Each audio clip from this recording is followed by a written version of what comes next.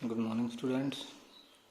आज हम 12th class के मैथ से एक टॉपिक को कवर करने वाले हैं जिसका नाम है मैट्रिक्स। सबसे पहले हम बात करते हैं मैट्रिक्स की डेफिनेशन के बारे में।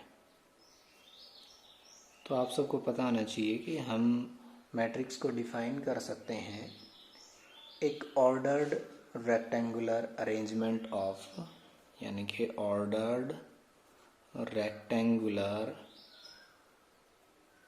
अरेंजमेंट ऑफ नंबर्स और फंक्शंस। यहाँ पे हम एक एग्जाम्पल लेते हैं। अगर हमने किसी भी मैट्रिक्स को अरेंज करना है तो उसको हम कैपिटल लेटर्स में, इंग्लिश कैपिटल लेटर्स से उसका नेमिंग देंगे और ये जो स्क्वायर ब्रैकेट्स हैं हमारे, उनके अंदर उसके एलिमेंट्स को अलग अलग करके लिखेंगे, जैसे 1 2 3 4 5 6। यहाँ पे हमने 6 एलिमेंट्स को एक रेक्टेंगल की फॉर्म में अरेंज किया है। एक स्पेशल ऑर्डर दिया है उसको कि उसके अंदर हमने 2 रोज बनाए हैं और 3 कॉलम्स बनाए हैं। इसी तरह से हम एक दूसरा मैट्रिक्स ले सकते हैं। अगर इसी को दूसरे तरीके से लिखना होता तो 1 2 3 4 5 6 बनता है। यहाँ पे ये इसी मैट्रिक्स, इन्हीं एलिमेंट्स का दूसरा अरेंजमेंट है, लेकिन ये दोनों मैट्रिक्स अलग अलग हैं।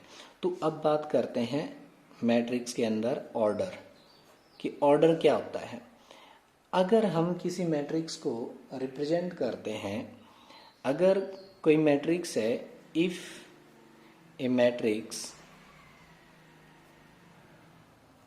Have m rows and n columns, then its order is m by n। हम इसको m मल्टीप्लाई n नहीं पढ़ेंगे, ये रीड एज कैसे पढ़ा जाएगा, m by n। तो ऊपर हमने ए मैट्रिक्स का एक एग्जाम्पल लिया था 1 2 3 4 5 6। यहाँ पे अगर हम बात करते हैं, ये रो 1 है और ये हमारी रो सेकंड है, और ये कॉलम 1 है, ये कॉलम 2 है और ये कॉलम 3 है। तो इसके अंदर टोटल जो रोज बनती हैं हमारी वो 2 हैं एंड कॉलम्स जो बनते हैं टोटल वो 3 हैं। तो so it's order is 2 by 3। 2 multiply 3 नहीं पढ़ेंगे, इसको 2 by 3 पढ़ेंगे, और जो टोटल एलिमेंट्स होंगे वो इनकी मल्टीप्लिकेशन के इक्वल होंगे, यानी कि 6 टोटल एलिमेंट्स होंगे। इसी तरह से हम मैट्रिक्स बी लेते हैं 1 2 3 4 5 6। यहाँ पे इसका जो ऑर्डर रहेगा वो ऑर्डर रहेगा, यहाँ पे 3 रोज हैं एंड 2 कॉलम्स हैं, तो 3 by 2 ऑर्डर रहेगा। तो अगर हम कोई भी मैट्रिक्स लेते हैं, उसको स्टैंडर्ड फॉर्म में हम एक्सप्रेस करना चाहते हैं, तो A11 A12 A13 A21, sorry lower case में लिखे जाएंगे हमेशा, A323 A31 A32 A33, यहाँ पे 2 है।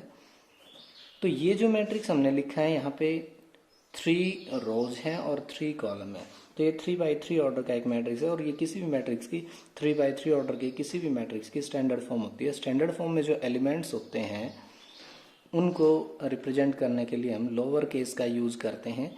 ए मैट्रिक्स जो है हमारा कैपिटल लेटर्स में, उसका फर्स्ट एलिमेंट A11 कहलाएगा, फर्स्ट रो का first element. A12 means first row second element, means A12 रहेगा। अगर हम बात करते हैं मैट्रिक्स की, यहाँ पे अगर हम इस मैट्रिक्स की बात करें, यहाँ पे A12 हमारा फर्स्ट रो से सेकंड एलिमेंट 2 रहेगा। तो उसी तरह से इसके और एग्जाम्पल हम आगे लेके इसको डिस्कस करेंगे। यहाँ पे मैं एक टॉपिक अभी फ़िलहाल के लिए मिस कर रहा हूँ। टॉपिक है टाइप्स ऑफ मैट्रिसेस, क्योंकि टाइप ऑफ मैट्रिसेस कोई मुश्किल टॉपिक नहीं है, बड़ा इजी है। अगर स्टूडेंट्स अपने आप भी पढ़ेंगे तो उसको बड़ा इजीली कवर कर सकते हैं। लेकिन फिर भी किसी को कोई डाउट रहेगी, कोई प्रॉब्लम रहेगी तो वो कांटेक्ट कर सकता है मेरे को, और मैं उस टॉपिक को भी क्लियर करा दूंगा। तो हम अब करते हैं ऑपरेशंस ऑन मैट्रिसेस। सबसे पहला आता है एडिशन और सब्ट्रैक्शन ऑफ मैट्रिसेस। तो अगर हमने किन्हीं 2 मैट्रिक्स को ऐड या सब्ट्रैक्ट करना है तो उसके लिए सबसे पहली कंडीशन हमारी है कि order of matrices must be same, यानी कि जिन 2 मैट्रिक्स को हम ऐड करना चाह रहे हैं उन दोनों का ऑर्डर क्या होना चाहिए, सेम होना चाहिए। अगर उन दोनों मैट्रिक्स का ऑर्डर सेम नहीं है then it is not possible to add और सब्ट्रैक्ट दोज मैट्रिसेस।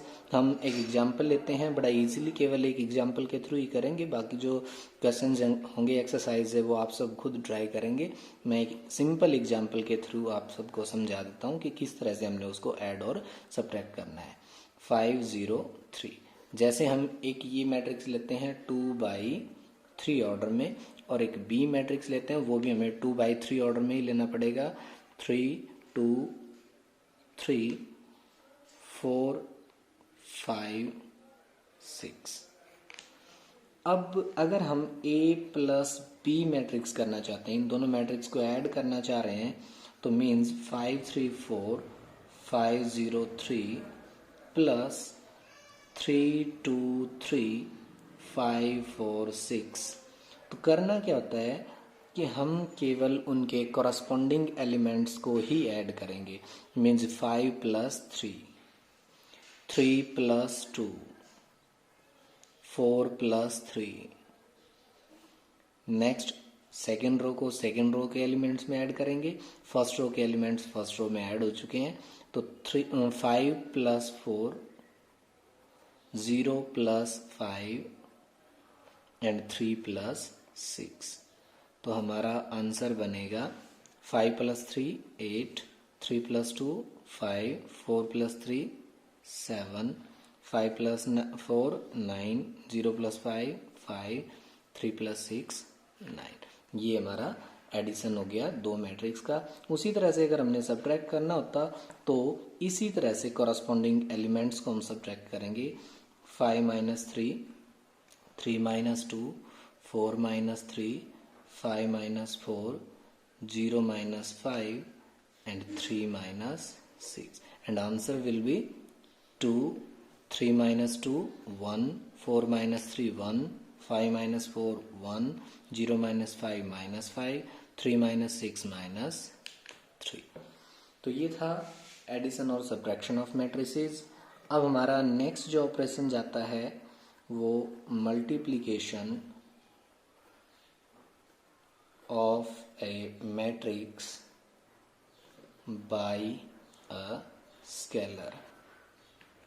अगर हम किसी मैट्रिक्स को स्केलर से मल्टीप्लाई करना चाहते हैं, जो स्केलर क्वांटिटीज होती हैं वो हमारी कोई भी नंबर्स होती हैं, जितने भी हमारे नंबर हैं 2 3 5, या फिर हम पॉइंट्स में ले सकते हैं 5/4, या कांस्टेंट में ले सकते हैं, इंटीजर्स या रैशनल नंबर्स में हम ले सकते हैं उनको -2, या कोई भी और जो भी नंबर्स होगा वो सारी हमारी स्केलर क्वांटिटीज होती हैं। अगर किसी नंबर के साथ आपको किसी मैट्रिक्स की मल्टीप्लाई करनी है तो कैसे किया जाना है, बड़ा ही सिंपल है। कॉरस्पॉन्डिंग एलिमेंट्स सिंपली मल्टीप्लाई कर दिए जाते हैं। जैसे हम ए मैट्रिक्स वहीं से लेते हैं, ये हमारा ए मैट्रिक्स है 5 3 4 5 0 3।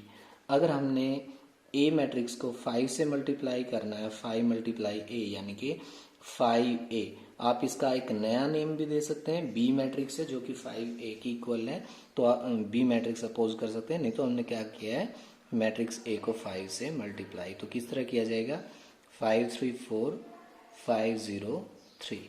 तो हमारा आंसर बन के आएगा 5 5 जा 25, 5 3 जा 15, 5 4 जा 20, 5 5 जा 25, 5 0 0, 5 3 जा 15। That's it. तो नेक्स्ट जो टॉपिक रहेगा बहुत ही इम्पोर्टेंट है और इस चैप्टर में केवल वही मेन टॉपिक है हमारा जो थोड़ा सा हमें ध्यान से सीखना है, that is multiplication of to matrices. अगर किन्हीं दो मैट्रिक्स को मल्टीप्लाई करना है तो किस तरह से मल्टीप्लाई करेंगे। देखिए, अगर हमने किन्हीं दो मैट्रिक्स की मल्टीप्लाई करनी है तो उसके लिए सबसे पहले हमें कंडीशन को याद रखना पड़ेगा कि उन दो मैट्रिक्स की मल्टीप्लिकेशन पॉसिबल है भी या नहीं। तो उसके लिए हम सबसे पहले लेते हैं, लेट करते हैं ए एक मैट्रिक्स है of order m by n and B is another matrix of order p by q. अब a multiply b means ab is possible only if, बड़े ध्यान से देखेंगे, only if number of columns of first matrix equal to number of rows of second matrix। अगर हमारे number of column in first matrix are equal to number of rows in second matrix, then both the matrix can be multiplied. यानी कि m by n order हमारा first matrix का है और p by q order है second matrix का। तो उसके बाद कंडीशन है ए बी, ये a का ऑर्डर है और ये b का ऑर्डर है। A B is possible if this n will be equal to this p, n equal to p। और उसके बाद जो हमारा मल्टीप्लिकेशन आएगा ए बी, उसका ऑर्डर हम यहाँ इसी से पता कर सकते हैं। Order of A B is equal to, यहाँ से एन और पी ये दोनों कंडीशन है कि ये दोनों इक्वल होने बहुत ही जरूरी हैं। तो उसके बाद जो ऑर्डर बचेगा वो एम बाई क्यू ऑर्डर का बचेगा। तो एक एग्जाम्पल लेते हैं हम, लेट करते हैं एग्जाम्पल में ए एक मैट्रिक्स लेते हैं 2 3 4 5 3 2 और एक बी मैट्रिक्स लेते हैं 2 3 4 1। तो देखिए यहाँ पे इस मैट्रिक्स का ऑर्डर है 2 बाई 4 और यहाँ पे इसका ऑर्डर है 2 बाई 2। यानी कि इसके अंदर ए के अंदर नंबर ऑफ कॉलम है 4 और बी के अंदर नंबर ऑफ रोज हैं 2। यानी कि number of columns in A not equal to number of rows in B. तो so A B is not defined, यानी कि इन दोनों मैट्रिक्स की मल्टीप्लिकेशन पॉसिबल ही नहीं है। अब हम लेट करते हैं एक दूसरा एग्जाम्पल जिसमें मैट्रिक्स मल्टीप्लिकेशन पॉसिबल होगी। लेट करते हैं P इज इक्वल टू 2 3 1 2 4 6। ये हमने 2 बाई 3 ऑर्डर का एक मैट्रिक्स लिया है। तो नेक्स्ट जो मैट्रिक्स होएगा जिसकी मल्टीप्लिकेशन इसके साथ पॉसिबल होएगी, उसके अंदर जितने इसके अंदर कॉलम हैं उतनी उसके अंदर रोज होनी चाहिए। यानी कि यहाँ पे 3 कॉलम है तो उसके अंदर 3 रोज होंगी, 2 3 1 2 5 6। ये ऑर्डर है, इसका ऑर्डर है एक पी का 2 बाई 3 और इसका ऑर्डर है 3 बाई 2। यानी कि इसके नंबर ऑफ कॉलम इसकी नंबर ऑफ रोज के इक्वल है, तो इनकी मल्टीप्लिकेशन पॉसिबल है। और जो मल्टीप्लिकेशन आएगी, जो हमारा आंसर आएगा, उसका ऑर्डर रहेगा 2/2 ऑर्डर। तो देखिए अब पी क्यू को कैसे निकालेंगे, इनकी मल्टीप्लाई कैसे की जाएगी, थोड़ा सा ध्यान से देखेंगे, कंफ्यूज हो सकते हैं, लेकिन बड़ा इजी है, एक बार प्रैक्टिस करने के बाद इजीली करेंगे हम इनको। तो 2 3 1 2 5 6। तो देखिए फर्स्ट कॉलम, फर्स्ट रो हम यहाँ से लेंगे, फर्स्ट रो के एलिमेंट्स की मल्टीप्लाई करेंगे फर्स्ट कॉलम के साथ, और उसके बाद फर्स्ट रो की मल्टीप्लाई सेकंड कॉलम के साथ, फिर उसी तरह से यहाँ से सेकंड रो लेनी है और दोनों कॉलम्स के साथ अलग अलग मल्टीप्लाई।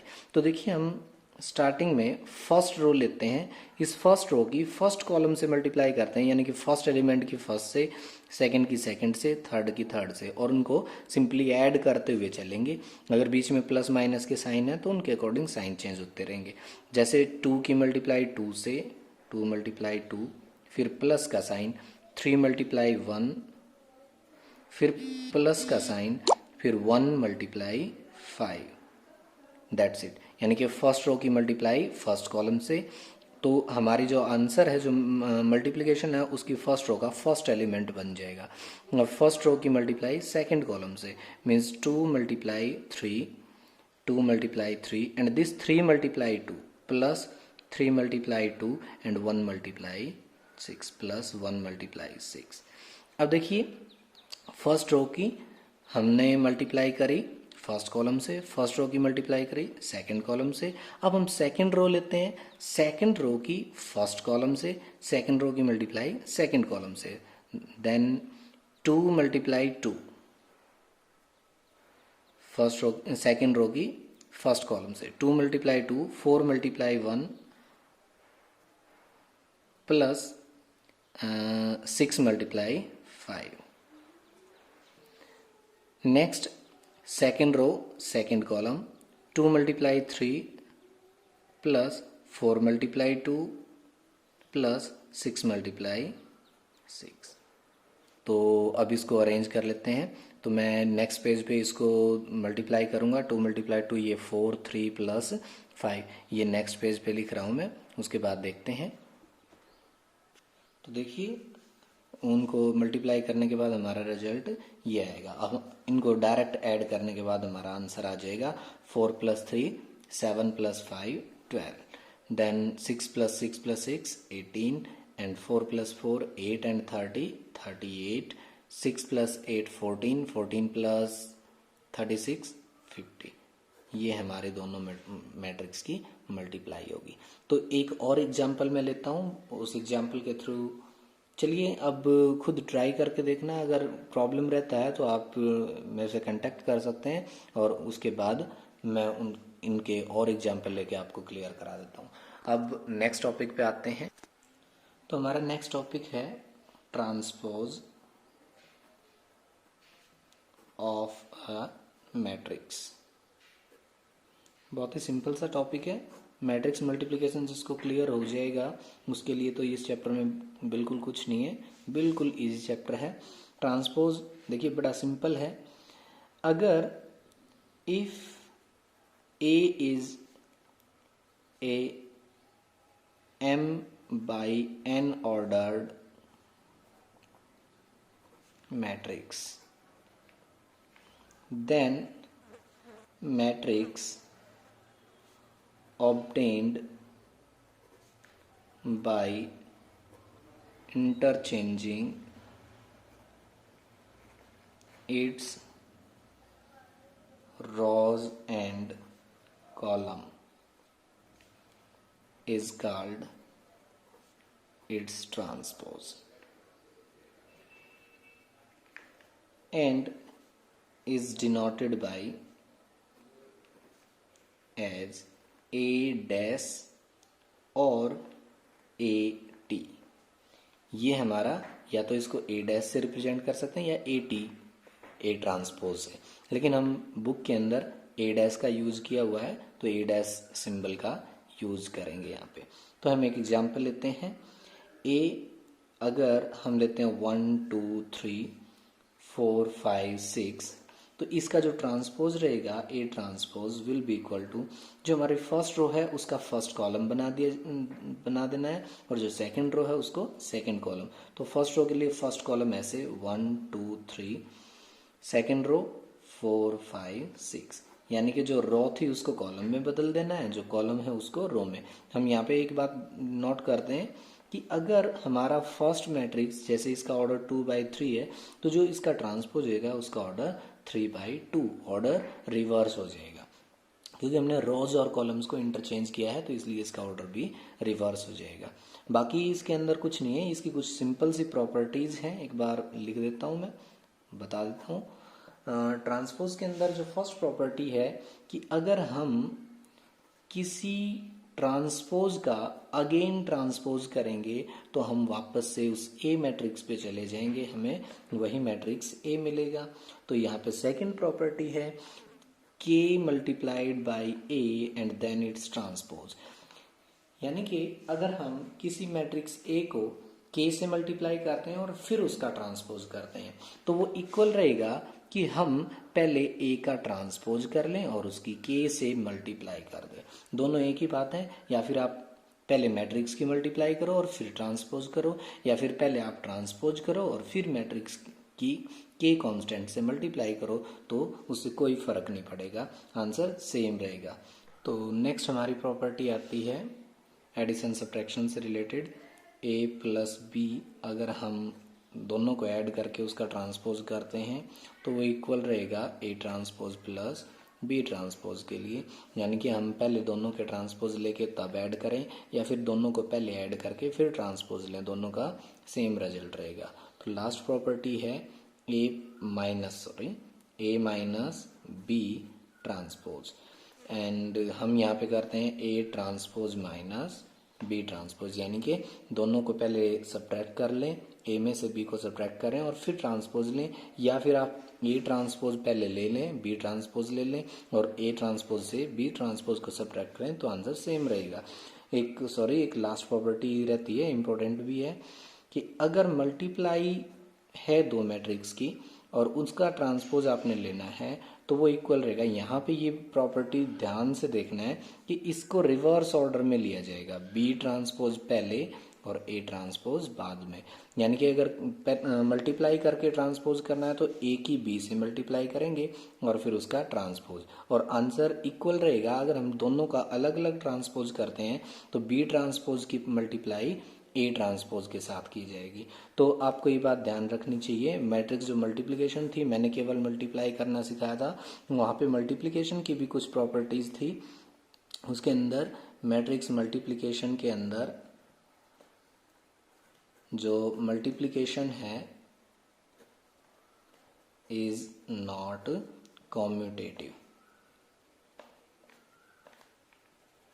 यानी कि A B is not equal to B A, ये बात ध्यान रखना है। कुछ केस में तो ए बी पॉसिबल होगा और बी ए पॉसिबल ही नहीं मिलेगा, लेकिन कॉमनली कुछ कभी कभी ये इक्वल हो भी सकते हैं कुछ केसेस में। तो यहाँ पे ये टॉपिक था। आज की वीडियो थोड़ी लेंथी गई है, आगे की वीडियो यहाँ से कंटिन्यू सिलेबस रखेंगे तो इसलिए थोड़ा सा कम लेंथ की वीडियो होंगी और थोड़े टाइम के अंदर ही हम अपने सिलेबस को कवर करके रखेंगे। यहाँ तक का सिलेबस है, अगर उसमें कोई प्रॉब्लम कोई डाउट रहती है तो मेरे व्हाट्सएप नंबर पे आप कांटेक्ट करके उस डाउट को क्लियर कर सकते हैं। Okay, thank you.